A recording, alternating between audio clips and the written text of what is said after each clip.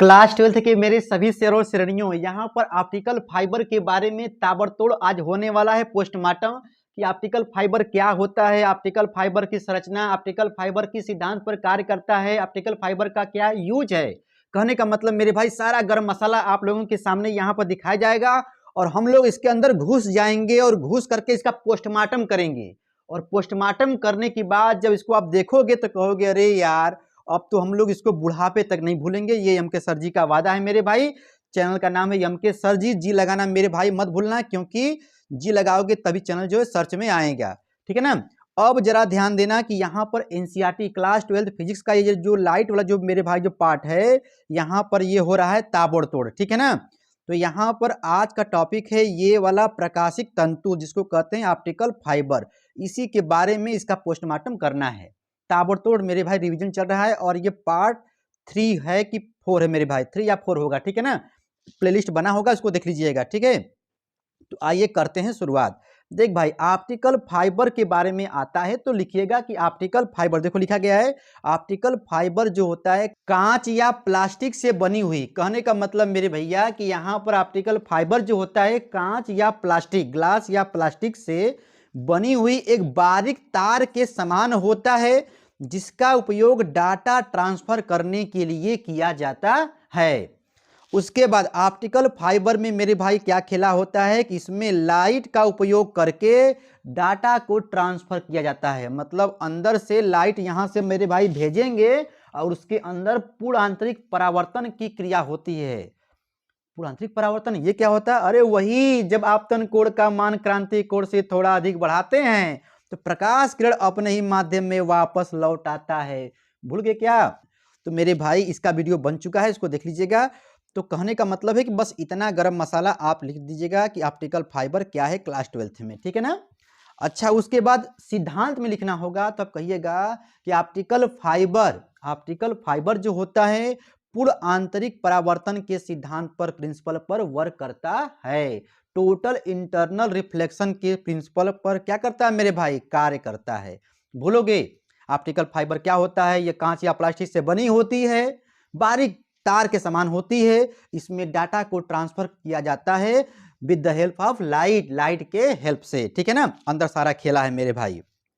उसके बाद optical fibre की संरचना यदि पूछेगा तो आप यहाँ पे लिखिएगा कि मेरे भाई इसके मुख्य 3 होते हैं, कुछ लोग 4 भी कहते हैं। ये पहला हो गया मेरे भाई कोर, फिर हो गया क्लैडिंग, फिर हो गया बफर, कुछ लोग जैकेट भी बोलते हैं, ठीक है ना। कोर क्या है? जैसे देखो भाई, ये तुम्हारा शरीर है ना, अंदर का पार्ट है तुम्हारा, क्या ये कोर है। अब देखो ये क्या है? ये क्या है मेरे भाई? क्लैडिंग है। और ये देखो क्या है? बफर या जैकेट है, ठीक है ना।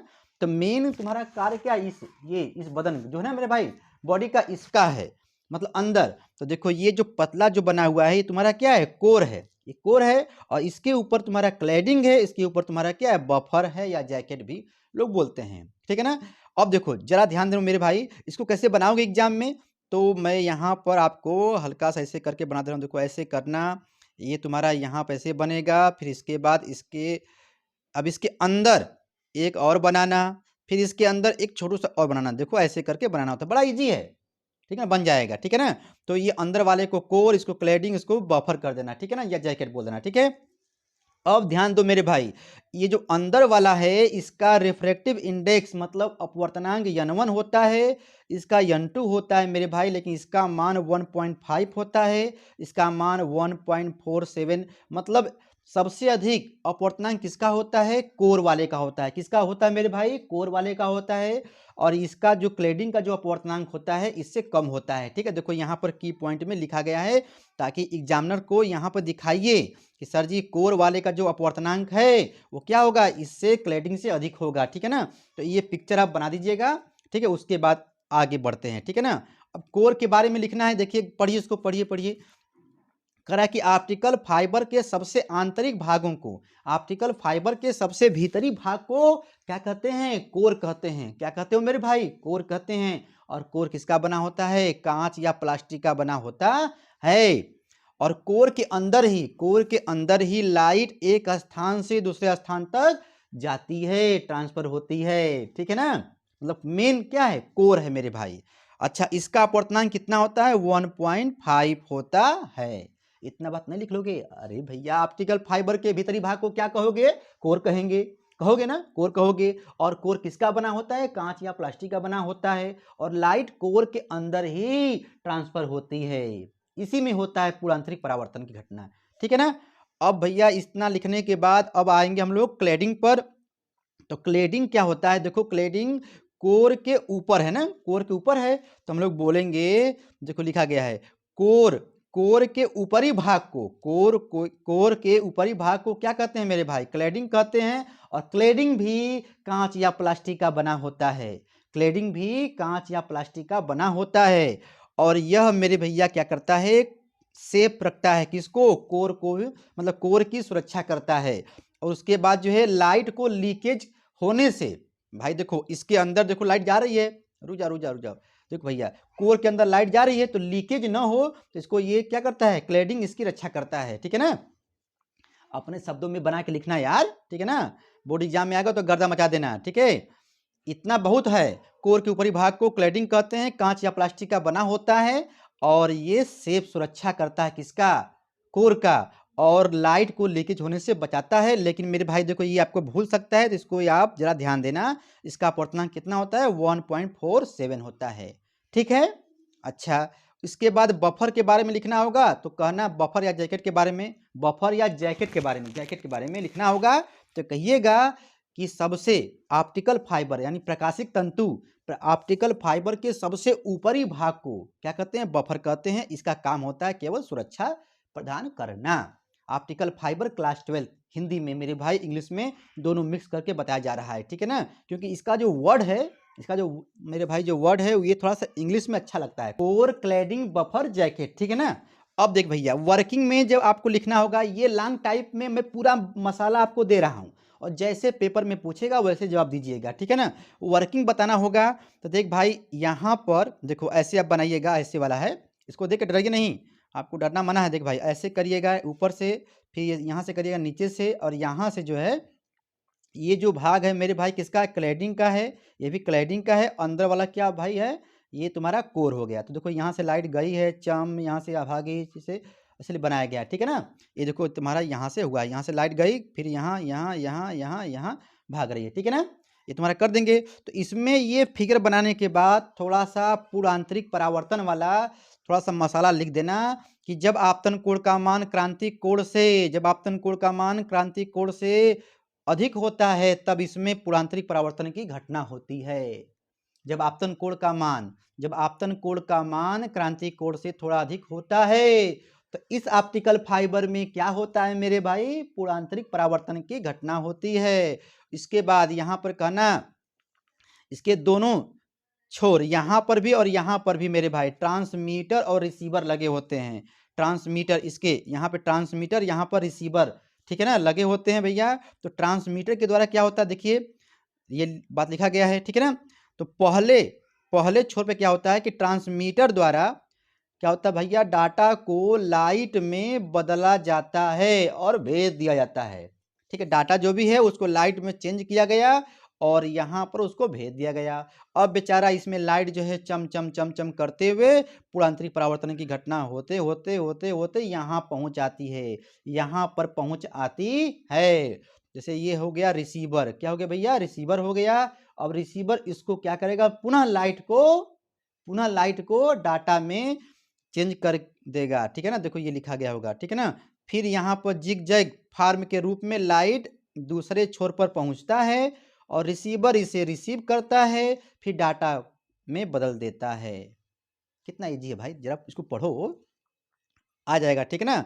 पहले ट्रांसमीटर द्वारा डाटा को लाइट में बदल दिए और बदलने के बाद यहाँ पर जिग जैग मोशन के रूप में, फॉर्म के रूप में लाइट जाती है, दूसरे छोर पर पहुंचती है। जब पहुंच जाती है तो रिसीवर उसको, रिसीवर रिसीव करने वाला उसको रिसीव करता है, ग्रहण करता है और पुनः डाटा में बदल देता है। उस लाइट को डाटा में बदल दिया। ठीक है ना?